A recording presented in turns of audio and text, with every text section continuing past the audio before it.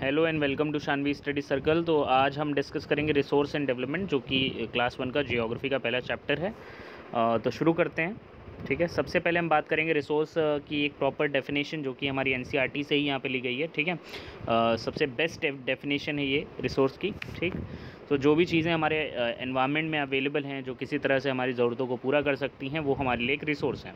एक छोटे से पिन से लेकर के पहाड़ तक, है ना, इवन माउंटेन्स, ठीक, they are each and everything is a resource. ठीक, बट जो दो तीन बातें जो अलग से हमें बताई गई यहाँ पे कि भैया जो भी रिसोर्स है वो टेक्नोलॉजिकली एक्सेसिबल होना चाहिए। मतलब रिसोर्सेज को एक्सेस करने के लिए एक प्रॉपर अप्रोप्रिएट टेक्नोलॉजी हमारे पास होनी चाहिए। इकोनॉमिकली फीजिबल होना चाहिए। जैसे कि हम एग्जांपल ले लें, मान लीजिए आप कोई मिनरल एक्सट्रैक्ट कर रहे हो, ठीक, तो ये नहीं कि मतलब उसका खर्चा बहुत ही ज़्यादा आ रहा है। ठीक, तो इकोनॉमिकली फीजिबल होना ज़रूरी है एंड कल्चरली एक्सेप्टेबल होना ज़रूरी है। मतलब जैसे एग्जांपल लेते हैं कि एक नॉन वेजिटेरियन है, सॉरी वेजिटेरियन है, उसके लिए जो मीट है, मीट वो क्या है, वो उसके लिए बेकार चीज़ है। ठीक है, बट एक नॉन वेजिटेरियन के लिए वो काम की चीज़ है। ठीक, तो मतलब हमारे कोई भी चीज़ जो हम यूज़ कर रहे हैं वो हमारे कल्चर के अगेंस्ट नहीं होनी चाहिए। ठीक है, क्लासिफिकेशन पे आते हैं। तो सबसे पहले अलग अलग बेसिस पे क्लासिफिकेशन किया गया, जिसमें सबसे पहले आपके पास आता है on the basis of origin.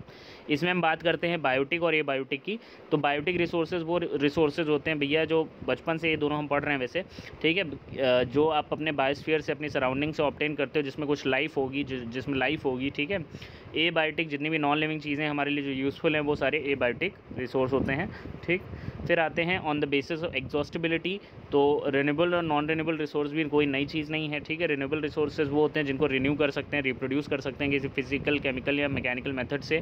ठीक, और नॉन रिन्यूएबल जो रिसोर्सेज जिन्हें आसानी से जल्दी रिप्लेनिश नहीं किया जा सकता, इन्हें मिलियंस ऑफ ईयर्स का टाइम लगता है इनके फॉर्मेशन में, अगर एक बार ये ख़त्म हो जाए तो। ठीक है, और रिन्यूएबल रिसोर्सेज को इनएग्जॉस्टेबल भी कहा जाता है, नॉन रिन्यूएबल को एग्जॉस्टेबल भी कहा जाता है। ठीक है, इसके बाद आते हैं on the basis of ownership पे। चैप्टर एक्चुअली में थोड़ा बड़ा है, इसलिए थोड़ा फास्ट पढ़ाना पड़ रहा है। ठीक है, तो on the basis of ownership अगर हम बात करें तो सबसे पहले आता है आपका इंडिविजुअल रिसोर्स। इंडिविजुअल रिसोर्स जो है ऐसे रिसोर्सेज होते हैं, मतलब जो आपकी पर्सनल प्रॉपर्टी है, जो आपकी पर्सनल चीज़ें हैं, जैसे आपका स्कूल बैग है, आपका पेन है, आपकी पेंसिल है, ठीक है, आपका अपना घर है। ठीक, ये आपके इंडिविजुअल रिसोर्स हैं। कम्युनिटी रिसोर्स, तो जो आपकी मान लीजिए आपकी लोकेलिटी में कोई आपका एक पार्क है, आपका प्लेग्राउंड है, गांव में चले जाएं तो वहाँ पे एक पॉन्ड है, कॉमन ग्रेजिंग ग्राउंड है, ठीक है, वेल है, ये सभी कम्युनिटी रिसोर्स हैं। ठीक है, नेशनल रिसोर्सेज की बात कर लें जो पूरी नेशन को बिलोंग करते हैं, जैसे रोडें हो गई, रेलवेज़ हो गया। ठीक है, इंटरनेशनल रिसोर्सेज की बात करें जो किसी एक पर्टिकुलर नेशन की प्रॉपर्टी नहीं है, उस पर सारे ही देशों का अधिकार हो। ठीक है, मतलब they are use by all the people of the world, we can say that. ठीक है, तो ओशंस हो गए, फॉरेस्ट हो गए, एयर हो गया, वाटर हो गया, ये सभी आपके इंटरनेशनल रिसोर्स हैं। यहीं पे नेशनल रिसोर्स में हमारे पास आता है एक टर्म टेरिटोरियल वाटर, और इंटरनेशनल रिसोर्स में हमारे पास आता है एक्सक्लूसिव इकोनॉमिक जोन। इन दोनों में क्या डिफरेंस है, क्या होते हैं, ये हम नेक्स्ट स्लाइड में डिस्कस करेंगे। तो सबसे पहले हम बात करेंगे टेरिटोरियल वाटर क्या है। टेरिटोरियल वाटर और इसमें जो एक्सक्लूसिव इकोनॉमिक जोन है, इसमें क्या अंतर है। ठीक, तो जो पहला है टेरिटोरियल वाटर, क्या होता है कि मतलब किसी भी जो कंट्री की जो कोस्ट लाइन होती है उससे 12 नॉटिकल माइल्स तक का जो ओशन वाटर होता है या सी वाटर होता है, उस पर फुल सोवरेंटी ग्रांट की जाती है उस कंट्री को। तो ये जो रेंज है पर्टिकुलर 12 नॉटिकल माइल्स तक की जो ओशनिक वाटर है, सी वाटर की जो रेंज है कोस्टल लाइन से, ठीक, इसी को हम टेरिटोरियल वाटर कहते हैं। और एक्सक्लूसिव इकोनॉमिक जोन जो है ये एक जस्ट सोवरिन राइट है, मतलब ये ग्रांट किया गया है आपको इंटरनेशनल बॉडीज़ की तरफ से। ठीक, जिसमें आप क्या कर सकते हो कि मतलब जो अंडर सी वाटर है या अंडर ओशन वाटर है उसको आप यूज़ कर सकते हो। ठीक, बट सरफेस वाटर उसमें इंटरनेशनल वाटर ही माना जाता है और इसकी रेंज 200 नॉटिकल माइल्स तक होती है। ठीक है, नेक्स्ट बात करेंगे on the basis of status of development की। तो पोटेंशियल रिसोर्सेज आते हैं इसमें। सबसे पहले पोटेंशियल रिसोर्सेज ऐसे रिसोर्सेज होते हैं जिनमें क्षमता है, कैपेसिटी है हमारी ज़रूरतों को पूरा करने की, बट हम उनको यूज़ नहीं कर रहे हैं। हमारे पास टेक्नोलॉजी भी है उनको यूज़ करने के लिए, बट हम यूज़ नहीं कर रहे हैं। इसके पीछे दो रीज़न हो सकते हैं। एक तो लैक ऑफ इंफ्रास्ट्रक्चर हो सकता है, या गवर्नमेंट की इग्नोरेंस हो सकती है। ठीक, अब बात करें इसमें जैसे हम एग्जांपल ले सकते हैं कि जो विंड और सोलर एनर्जी है राजस्थान और गुजरात में, इसको अच्छे लेवल पे हार्नेस किया जा सकता है, यूटिलाइज़ किया जा सकता है, बट उनको यूज़ नहीं किया जा रहा है। या यूरेनियम रिजर्व्स हैं लद्दाख में, उन ये भी आपके इसी कैटेगरी में आ सकते हैं। डेवलप्ड रिसोर्सेज वो रिसोर्सेज होते हैं जिनकी क्वालिटी क्वांटिटी सब कुछ असेस की जा चुकी है, उनको यूटिलाइज़ किया जा रहा है एट प्रेजेंट, ठीक, इनको हम डेवलप्ड रिसोर्सेज कहते हैं। ओके, सो रिसोर्सेज जिनको सर्वे किया जा चुका है, क्वालिटी क्वांटिटी को असेस किया जा चुका है, ठीक, और उनको यूटिलाइज़ किया जा रहा है, उनको हम डेवलप्ड रिसोर्सेज कहते हैं। स्टॉक की बात करते हैं। मटेरियल्स जो भी हमारे एनवायरनमेंट में अवेलेबल हैं, जिनके अंदर पोटेंशियल है ह्यूमन नीड्स को सेटिस्फाई करने का, पर हमारे पास प्रॉपर टेक्नोलॉजी नहीं है एक्सेस करने की उनको, ठीक। जैसे हम जानते हैं कि वाटर भाई दो गैसेस का कॉम्बिनेशन है, हाइड्रोजन और ऑक्सीजन, और हाइड्रोजन और ऑक्सीजन दोनों को ही एक अच्छे एनर्जी के सोर्स के रूप में हम इस्तेमाल कर सकते हैं, बट हमारे पास प्रॉपर टेक्नोलॉजी नहीं है उनको एक्सेस करने की, ठीक है। नेक्स्ट आते हैं रिज़र्व्स की बात करें। रिज़र्व करने का मतलब ही होता है किसी चीज़ को बचा के रख लेना।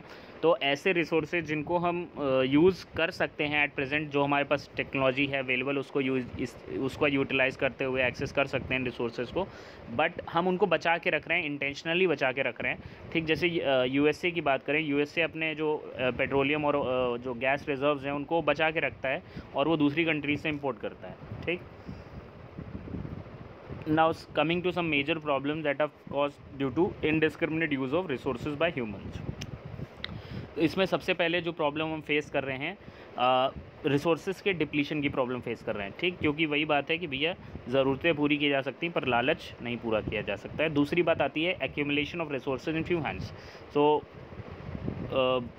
इसकी वजह से क्या हो रहा है कि मतलब सोसाइटी में दो सेगमेंट्स या दो सेगमेंट्स क्रिएट हो रहे हैं, हैव और हैव नॉट वाले, या रिच और पुअर वाले, ठीक। रिसोर्सेज का कुछ ही लोगों के हाथों में एक्यूमुलेट होना, इकट्ठा होना, ठीक। दूसरी प्रॉब्लम ये हो गई। तीसरी बात हो गई इनडिस्क्रिमिनेट यूज़ की वजह से कई ग्लोबल जो इकोलॉजिकल प्रॉब्लम्स हैं उन्होंने भी वो भी क्रिएट हुई हैं, जैसे ग्लोबल वार्मिंग है, ओजोन लेयर डिप्लीशन है, एनवायरमेंटल पॉल्यूशन है और लैंड डिग्रेडेशन है। ओके, नेक्स्ट आता है आपका रियो समिट। रियो समिट की बात करें तो 1992 में रियो डी जेनेरियो सिटी में, ठीक है, ब्राज़ील का जो शहर है रियो डी जेनेरियो, यहाँ पे पहला इंटरनेशनल समिट हुआ। इसी को रियो समिट कहा गया, जहाँ पे अलग अलग देशों के 100 जो हेड्स थे वो मतलब इसको अटेंड करने के लिए आते हैं, ठीक है।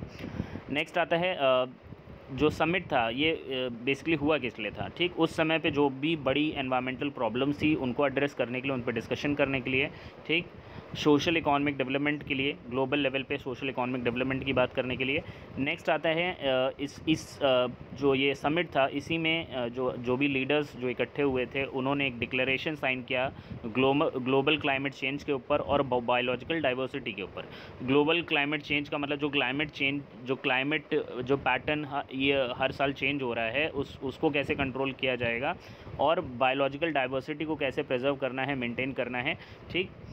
नेक्स्ट आता है जो रियो कन्वेंशन है, इसमें कुछ ग्लोबल फॉरेस्ट प्रिंसिपल्स को भी जो है एंडोर्स किया गया, मतलब सपोर्ट किया गया, ठीक है।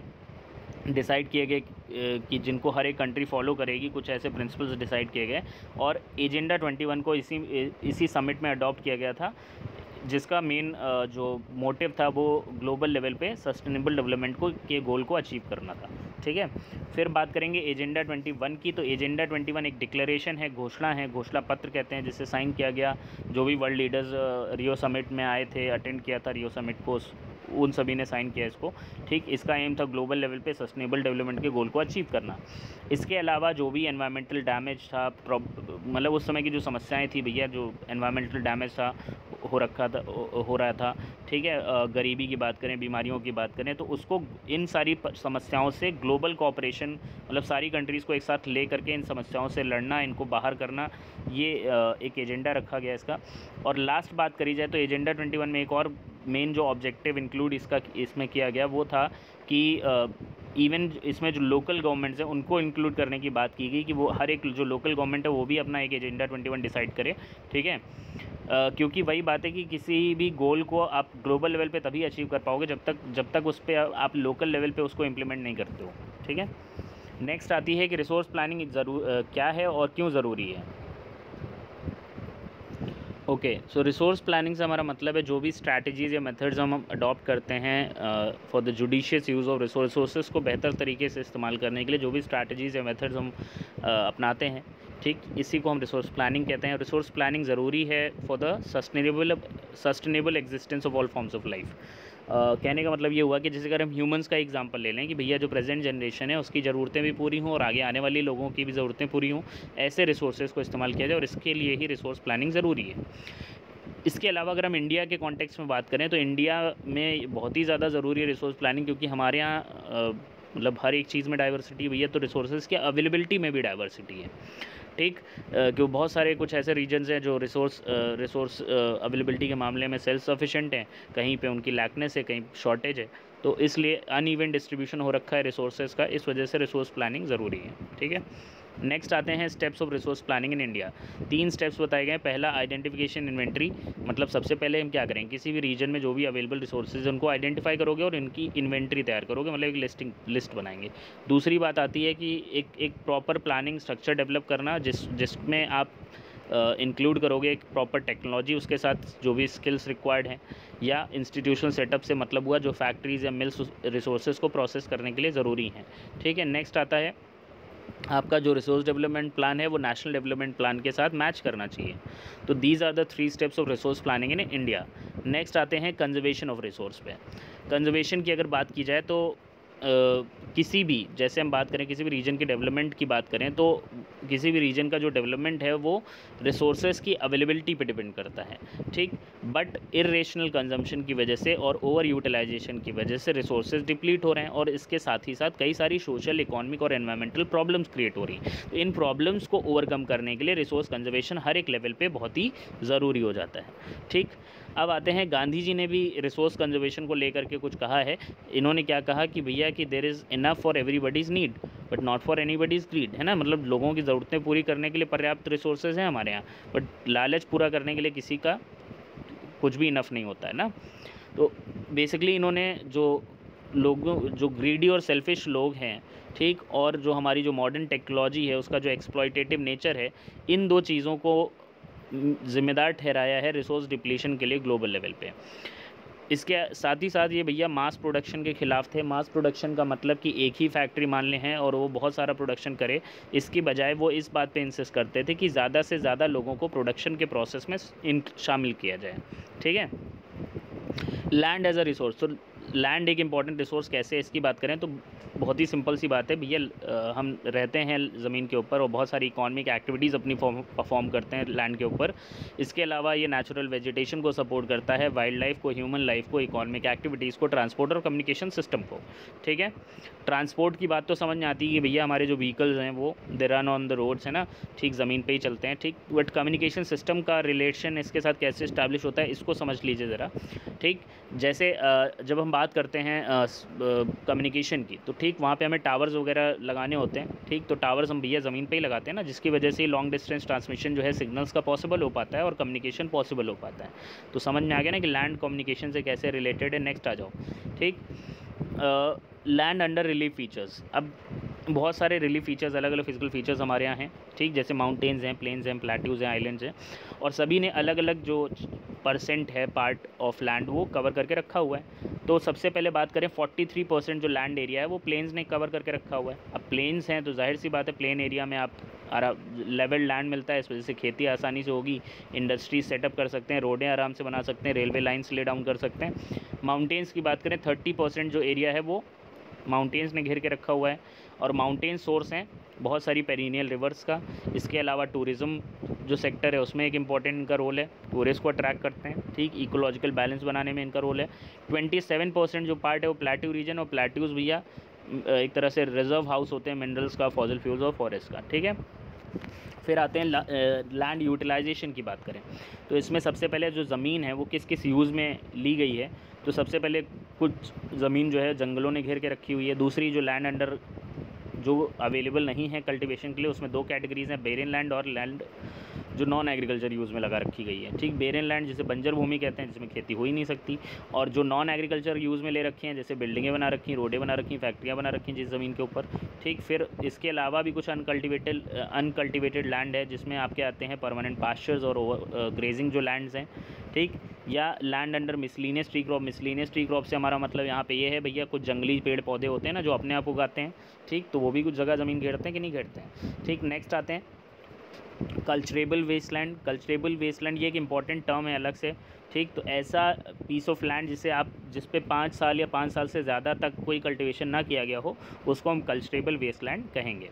फिर आते हैं आपका फैलो लैंड। फैलो लैंड भी इसमें भी 2 कैटेगरीज़ हैं, करंट फैलो और अदर देन करंट। ठीक है, करंट फैलो मतलब ऐसी ज़मीन जिस पे कल्टीवेशन 1 साल या 1 साल से कम के समय तक ना किया गया हो, और 1 साल से अगर ज़्यादा का टाइम हो रहा है, 1 साल से 5 साल के बीच का समय अगर हम बात कर रहे हैं, ठीक, कि कोई कल्टीवेशन नहीं हुआ है उस पर, तो उसको हम अदर देन करंट में रखेंगे।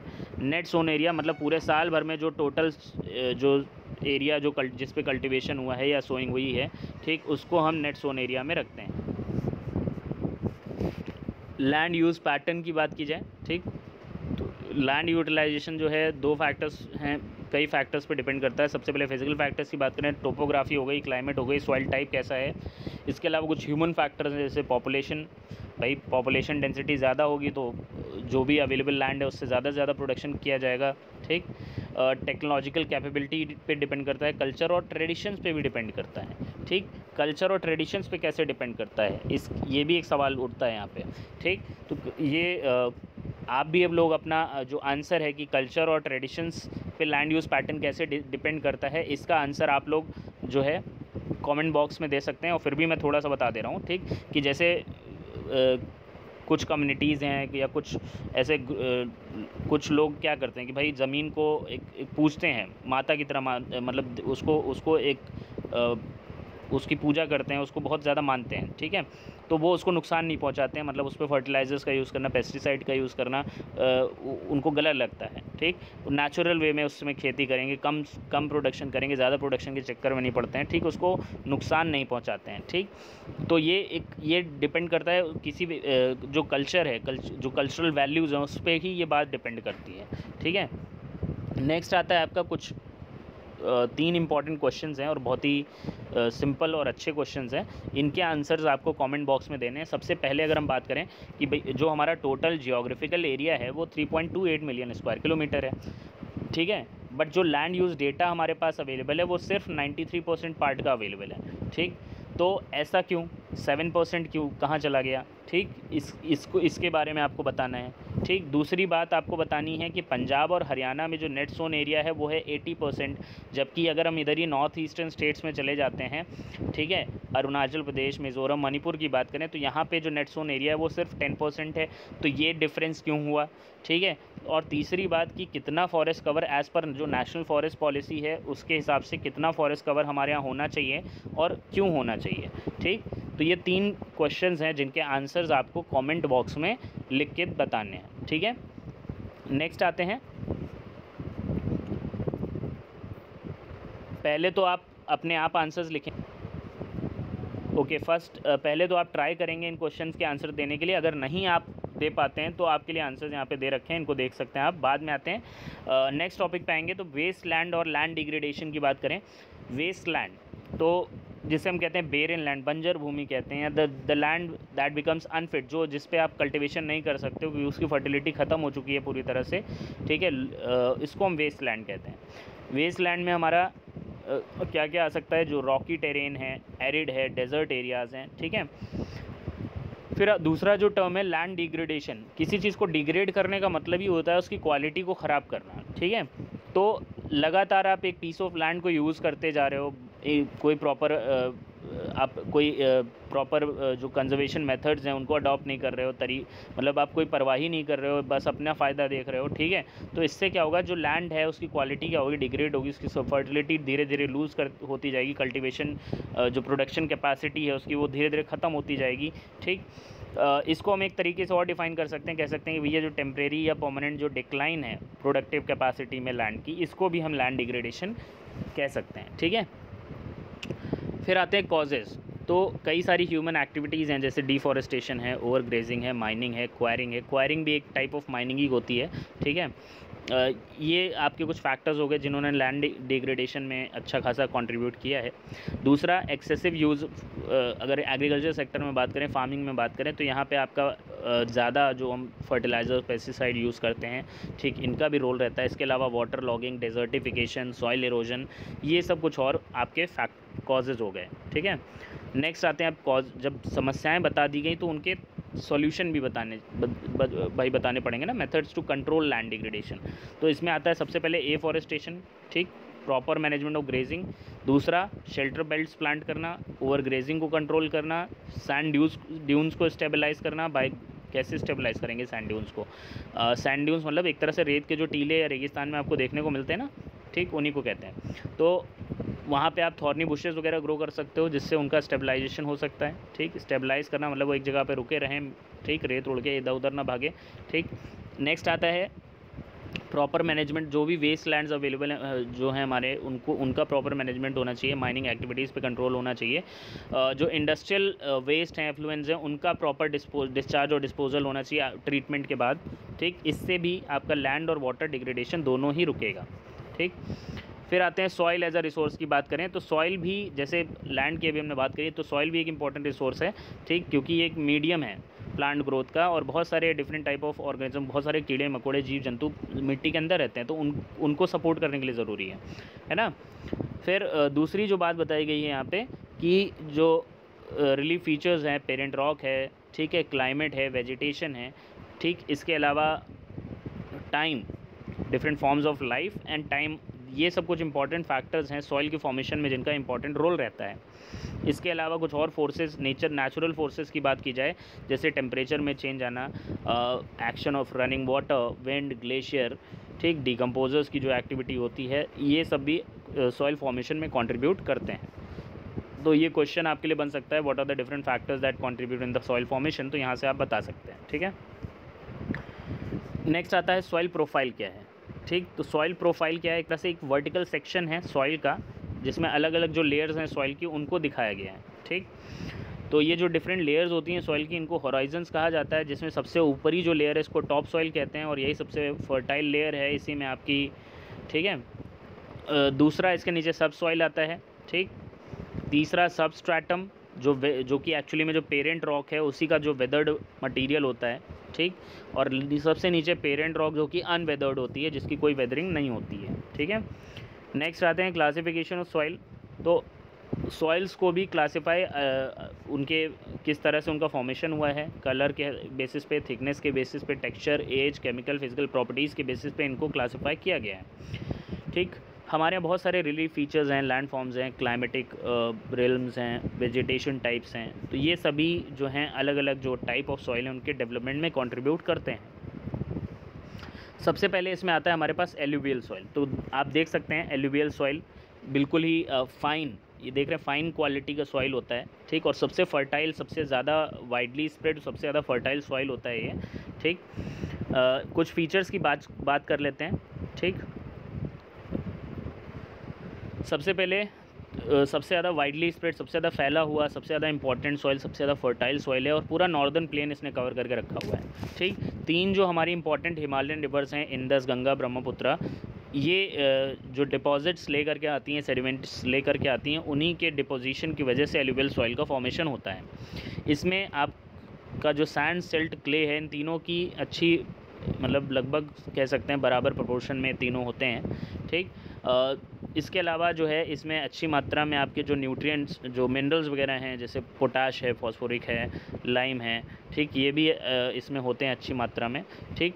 फर्टिलिटी अच्छी होती है, और इसी वजह से इनका इस जहाँ पे भी, जिस भी रीजन में एलुवियल सॉइल होता है वहाँ पे कल्टीवेशन अच्छा होगा, और वो डेंसली पॉपुलेटेड होता है, ठीक है। फिर बात करें साइज़ के बेसिस पे जो ये क्लासिफिकेशन दिया गया है, ये इस पॉइंट को आप छोड़ देंगे, ये वाला जो पॉइंट है इसको यहाँ पे आप छोड़ देंगे, ठीक है, ये गलत है। ये आपके एक्चुअली में जो द्वार है, कॉस है और तराई है, ये आपके पाइडमोंट प्लेन्स हैं, ठीक है, ये इनका क्लासिफिकेशन है। साइज़ के बेसिस पे अगर हम बात करें, okay, on the basis of age के बेसिस पे अगर हम क्लासिफिकेशन की बात करें, खादर और बांगर ये ओल्ड एलुवियम और न्यू एलुवियम में हम इसका क्लासिफिकेशन करते हैं। ठीक, इसमें डिफरेंशिएट भी हम देख लेते हैं जल्दी से। ये जो है पहले इसके भी पहले आपको बताया गया सैंड, सिल्ट और क्ले, जो कि हम कह सकते हैं कि जो सॉइल पार्टिकल्स का जो साइज़ होता है उसके बेसिस पे ये सॉइल का क्लासिफिकेशन है। ठीक, सैंड, सिल्ट और क्ले।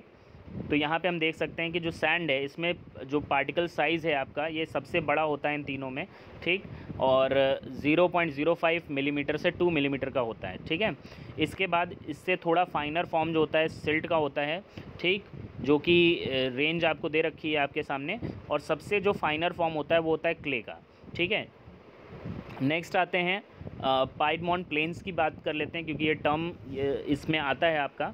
ठीक है, तो पाइडमोंट जो प्लेन्स होते हैं एक तरह से ये जो प्लेन, ये एक ऐसा प्लेन एरिया होता है जो माउंटेन्स के जो फुट हिल्स होते हैं वहाँ पे जो वहाँ का जो प्लेन एरिया होता है उसको पाइडमोंट कहा जाता है।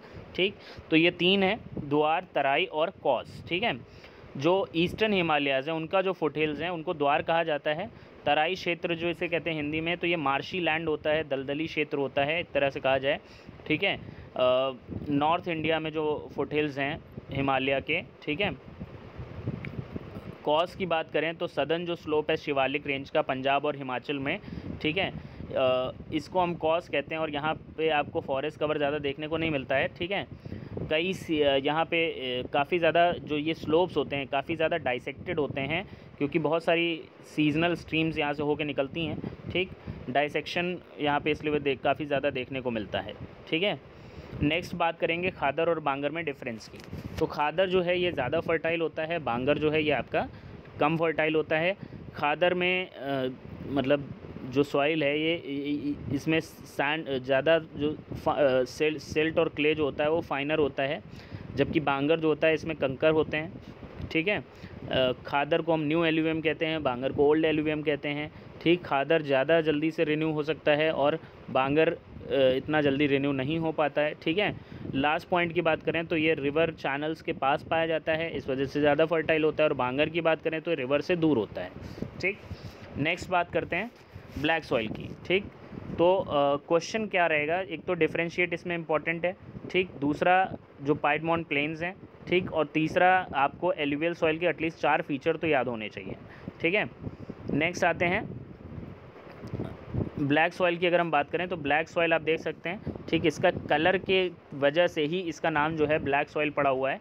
ठीक है, और क्या रीज़न है इसका कलर ब्लैक क्यों होता है, ये सब बातें अभी हम इसके फीचर में ही करेंगे। सबसे पहले बात करें तो ये सॉइल ब्लैक कलर का होता है, इसको रेगुर सॉइल भी कहते हैं। दूसरी बात कि भाई ये कॉटन की ग्रोथ के लिए बहुत ही आइडियल होता है, इसीलिए इसको ब्लैक कॉटन सॉइल भी कहा जाता है।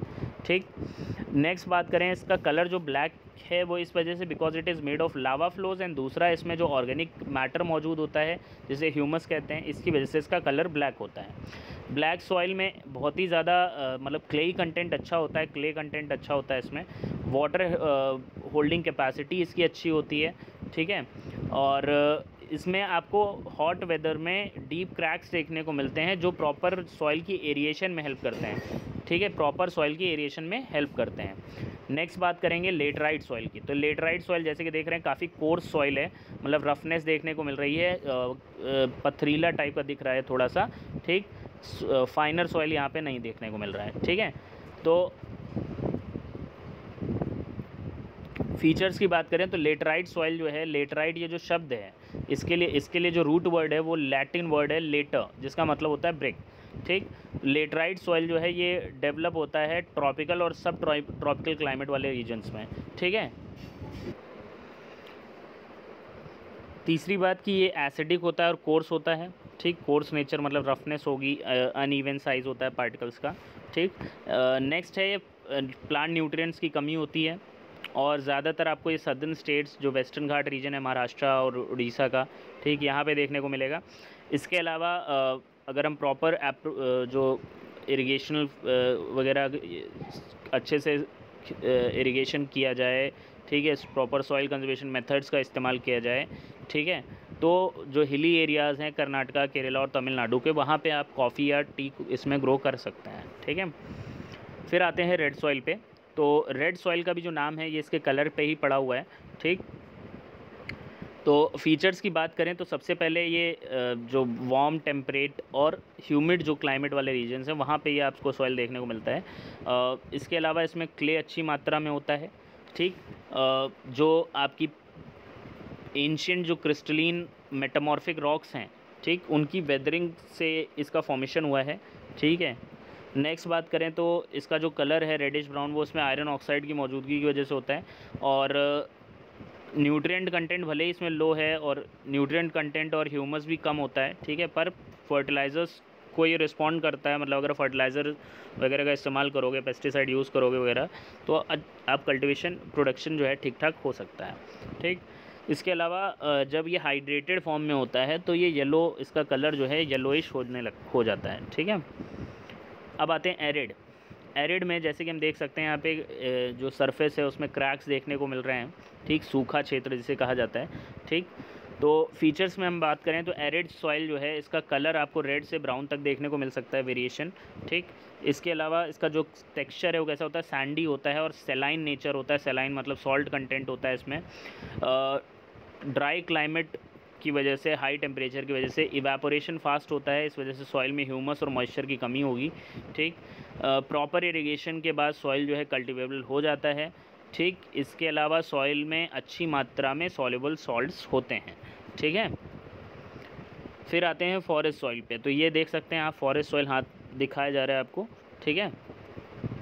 फॉरेस्ट सॉइल के फीचर्स की अगर हम बात करें तो जो माउंटेनियस और हिली रीजन्स हैं वहाँ पे ये पाया जाता है। इसके अलावा दे आर जो वैली साइड्स हैं वहाँ पे ये कैसे होते हैं, लोमी और सिल्टी होते हैं, जबकि अपर स्लोप्स में कोर्स होता है सॉइल, ठीक है। इसमें अच्छी मात्रा में ह्यूमस होता है पर पोटाश और फास्फोरस और लाइम की कमी होती है, ठीक। सॉइल जो है टी प्लांटेशन के लिए, कॉफ़ी, स्पाइसेस और ट्रॉपिकल फ्रूट्स वगैरह ग्रो करने के लिए जो है एडिकेट होता है, अच्छा होता है, ठीक। फर्टाइल होता है लोअर पार्ट्स में। सॉइल इरोजन अगला टॉपिक है हमारा, ठीक। सॉइल इरोजन की बात कर लें तो जो टॉप सॉइल है, टॉप जो सॉइल होता है, जो सबसे फर्टाइल सॉइल होता है, उसका रिमूव हो जाना, ठीक, by different forces of erosion, जैसे रनिंग वाटर है, ठीक, स्ट्रॉन्ग विंड्स हैं, ठीक, इसी को हम सॉइल इरोजन कहते हैं, ठीक। यानी सिंपल सी बात करी जाए तो मिट्टी, जो ऊपरी मिट्टी है, जो फर्टाइल सॉइल है, उसका हट जाना, ठीक। इसके लिए कई रीजंस, फैक्टर्स रिस्पॉन्सिबल हैं, ऐसे कई सारी ह्यूमन एक्टिविटीज़ हैं, deforestation, over grazing, construction, mining, ठीक है। नेचुरल फोर्सेस की बात कर लें तो विंड है, ग्लेशियर्स हैं, वाटर है, ठीक, ये सब आपके सॉइल इरोजन के लिए रिस्पॉन्सिबल हैं। अब दो टर्म यहाँ पे आपको और जो ध्यान देने हैं कि गली इरोजन क्या होता है और शीट इरोजन क्या होता है, ये भी इंपॉर्टेंट है। गली इरोजन की बात करें तो जो रनिंग वाटर, पानी जब तेज़ी से बहते हुए आता है, ठीक, तो वो क्या करता है, डीप चैनल्स टाइप के फॉर्म करता है, मतलब नालियाँ टाइप की मिट्टी में बनाता है, ठीक। जैसे ये क्रैक्स हैं, अगर ये सोचो कि ये क्रैक्स और बड़े हो जाएं, ठीक, जैसे कि एरिड सॉइल में अभी हमने क्रैक्स देखे थे, वो और ज़्यादा गहरे हो जाएं, बड़े हो जाएं थोड़े से, तो वो एक गली टाइप का फॉर्मेशन हो जाएगा, जिससे हम, इसी को हम क्या कहते हैं, गली इरोजन कहते हैं। इस तरह से गली इरोजन की वजह से क्या होता है, जो लैंड है वो it becomes unfit for cultivation, उसको हम बैड लैंड कहेंगे। ऐसे जो रीजन्स होते हैं, जहाँ पे इस तरह का जो रीजन होता है, चंबल बेसिन में से रेवाइन कहा जाता है, ठीक। शीट इरोजन की बात करें, अगर वाटर जो है वो जब फ्लो कर रहा है और पूरा एक लेयर रिमूव कर रहा है सॉइल की, ठीक है, एज अ शीट मतलब एक लेयर पूरी रिमूव कर दे रहा है, ठीक है, तो इसको हम क्या कहेंगे, शीट इरोजन कहते हैं, ठीक है। नेक्स्ट आते हैं सॉइल कंजर्वेशन मेथड्स की बात करेंगे तो सबसे पहले इसमें हमारे पास आता है काउंटर प्लगिंग। काउंटर प्लगिंग की बात करें तो काउंटर प्लगिंग क्या होता है,